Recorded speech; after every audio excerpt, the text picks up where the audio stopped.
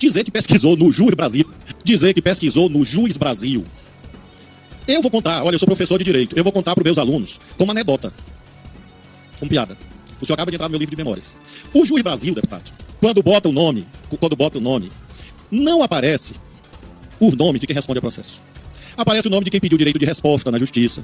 Aparece o nome de quem foi requerido no pedido de resposta. Aparece o nome de quem registrou a candidatura. Aparece o nome de quem se prestou contas à justiça eleitoral. Aparece o nome de quem foi testemunha no processo. E, a estas alturas, deputado, dizer, com base no Juiz Brasil, que eu respondo a 277 processos, se insere mais ou menos no mesmo continente mental de quem acha que a Terra é plana. Mais ou menos, mais ou menos.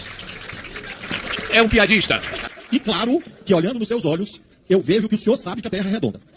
Então, deputado, assim como o senhor sabe que a Terra é redonda, nunca mais repita essa mentira, essa fake news. Ontem eu dormi cedo porque eu sou uma pessoa com espírito de velho e durmo cedo. E hoje eu acordei e na rede social, assim que eu acordei, que eu me liguei no celular, vi vários cortes de vídeos de falas do Flávio Dino na CCJ ontem. Para quem não sabe, ontem o Flávio Dino, compareceu à Comissão de Constituição e Justiça, a comissão mais importante do Congresso Nacional, para prestar esclarecimentos sobre os atos antidemocráticos do dia 8. E aí, os bolsonaristas, como sempre, tentando buscar salvar o seu, criaram e criam essa narrativa, essa discussão de que Lula e Dino sabiam do que poderia acontecer e foi planejado isso, ou seja, eles prevaricaram, eles não fizeram esforços para poder parar essas manifestações golpistas. E aí, o Flávio Dino mitou contra várias figuras da extrema-direita. Além de ter lá a tiração de sarro com o Nicolas Ferreira, também conhecido como Chupetinha da milícia, também teve uma mitada do Flávio Dino em relação ao deputado federal mais votado do estado do Ceará, porque infelizmente nenhum estado está imune do bolsonarismo no Brasil. O bolsonarismo é um câncer no Brasil. E nós, cearenses, não podemos nos vangloriar de que estamos livres do bolsonarismo quando a gente elege André Fernandes 2 vezes. Uma vez para deputado estadual, outra vez para deputado federal. E ele, não satisfeito em passar vergonha na Assembleia Legislativa, falando um monte de coisa sem noção, falando um monte de absurdo, cometendo um monte de crime, fazendo acusação falsa, teatrando, não sei nem se existe essa palavra na época da pandemia, com atuações dignas, certo? De uma Praça é Nossa ou um Hermes e Renato. Aliás, meus respeitos ao Hermes e Renato.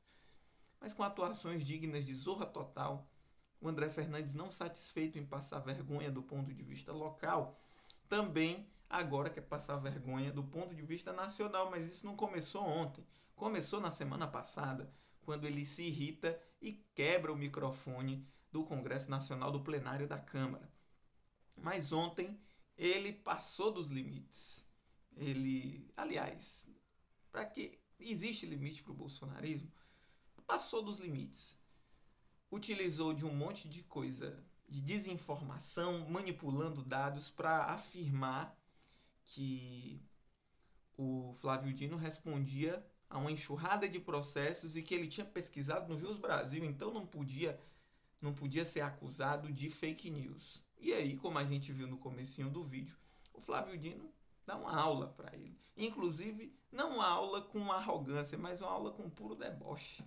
Diz, inclusive, que essa fala, ele é professor de Direito, que essa fala ele vai guardar para o livro de memórias dele quando ele estiver velho. Quando ele estiver velho e for escrever um livro sobre a vida dele, ele vai usar esse fato como um fato importante, uma anedota, uma história para ele contar para os seus netos, uma história para ele contar para os seus alunos do direito.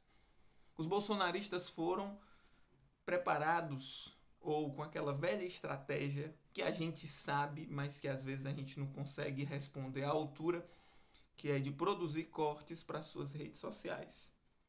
Pegar uma fala ali, um recorte dele imitando, lacrando, e fazer um recorte e jogar para suas bases, dizendo que esse parlamentar está fazendo muito pelo povo, pelos interesses populares. quando na verdade eles não passam de meia dúzia de desqualificados.